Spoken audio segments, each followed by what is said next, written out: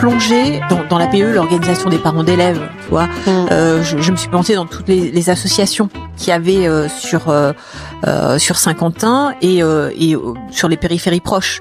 Donc du coup, ça m'a permis de rencontrer des gens. On avait des professions libérales qui nous permettaient aussi de rencontrer du monde.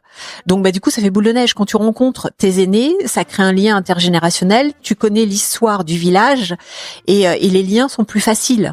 Donc ça crée quelque chose. Et du coup, moi, j'ai pas eu de manque et je pense que mon mari n'a pas eu de manque non plus, mais parce qu'on est au contact du public tout le temps. Qu'est-ce que ça veut dire pour toi? Alors, pas pour toi, pas toi en tant que Cécile, mais être une femme en ruralité, ça veut dire quoi?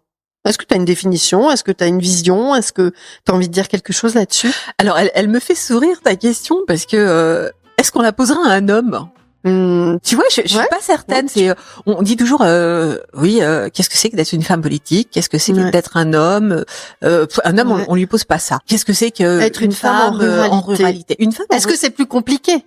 Alors ça peut l'être, oui. Ça peut l'être. Une femme en ruralité, c'est être polyvalente, c'est être débrouillarde, parce que t'es obligée de gérer énormément de choses. Tu gères ta vie de femme, tu gères ta vie de maman, tu gères ta vie professionnelle.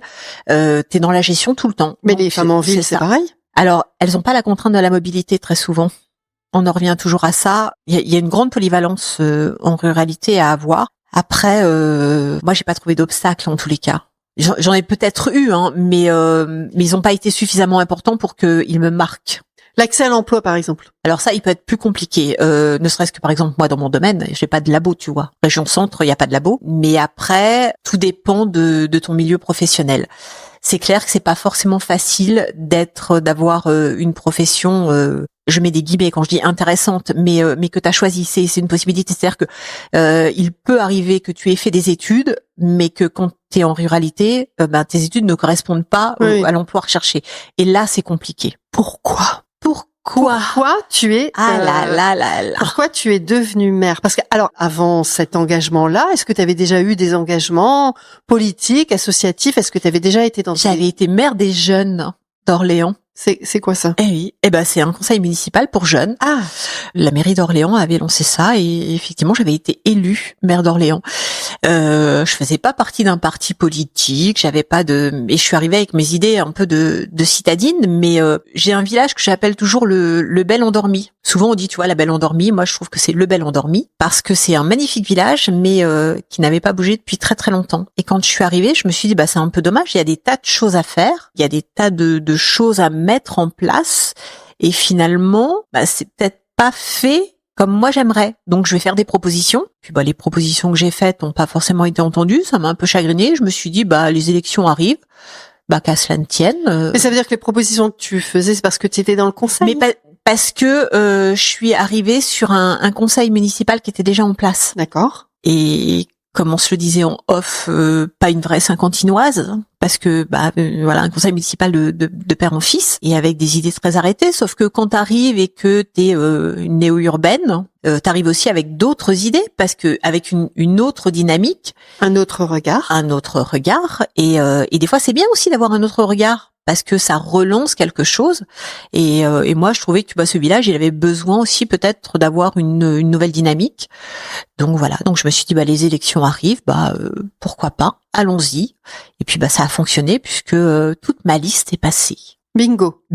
Ils n'avaient jamais eu de femme mère, une femme qui en plus n'est pas agricultrice et qui est pas de Saint-Quentin. Donc là, ça a été le jackpot, effectivement. On va parler du programme R, élus, ruraux, relais de l'égalité. Est-ce que pour éventuellement ceux et celles qui prendraient cet épisode en cours de route et qui n'auraient pas écouté tous les autres, d'ailleurs c'est bien dommage, donc je vous conseille d'écouter tous les autres, est-ce que tu peux dire un peu ce qu'est le programme R de l'Association des maires ruraux de France?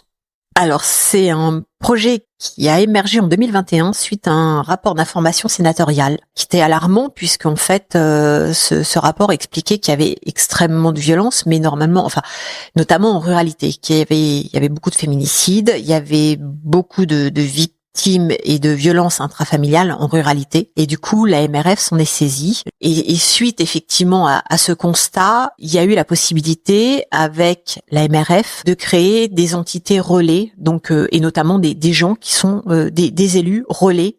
Voilà. C'est ce que j'appelle le référent. des référents qui, eux, sont là pour recueillir la parole et pour te guider. Donc, normalement, dans chaque mairie, maintenant, en France, si c'est bien fait, eh bien, tous les maires ont des référents ou sont référents R. Et quand tu as une victime de violence intrafamiliale qui rentre en mairie, eh bien, tu es capable de l'accompagner, d'être bienveillant, d'être à l'écoute et de lui donner les clés des différents organismes qui se trouvent aux alentours de chez toi. Tout à l'heure, tu as parlé d'enfants. Des fois, ce sont les enfants. Oui, les enfants franchissent le pas de la porte d'une mairie. Alors oui, j'en ai un. J'en ai un qui est placé en famille d'accueil. Quand tu parles d'enfants, tu me parles d'enfants de quel âge? Ah, le petit loulou, il a 6 ans. Oh, c'est pas possible. Eh ben si, c'est terrible. À 6 ans? Ouais, il a un vécu. Alors lui, le petit loulou, il commence sa vie avec des containers. C'est même pas des valises. Très souvent, tu dis, t'as les valises de la génétique. Lui, il va se taper les valises de la génétique, mais en plus les containers de ce qu'il a vécu depuis 6 ans déjà. Mais là, tu veux dire que ce sont des enfants, alors ce petit, mais des enfants qui passent le seuil de la porte de la mairie pour parler de leur maman ou de leur papa qui subit des violences, ou pour eux ou pour toute la famille.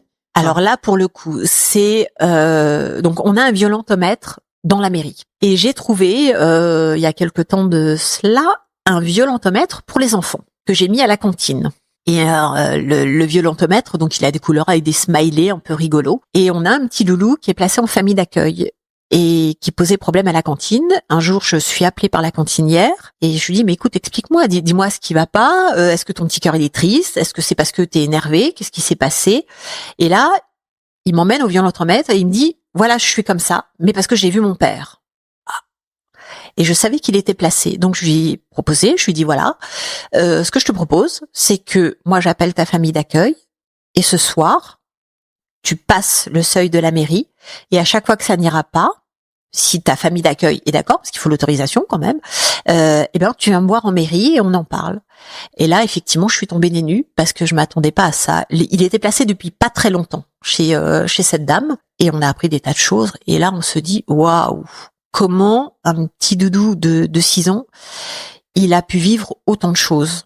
Et quand en plus la parole elle est libérée parce que parce qu'il était prêt ce jour-là, voilà, tu te dis waouh.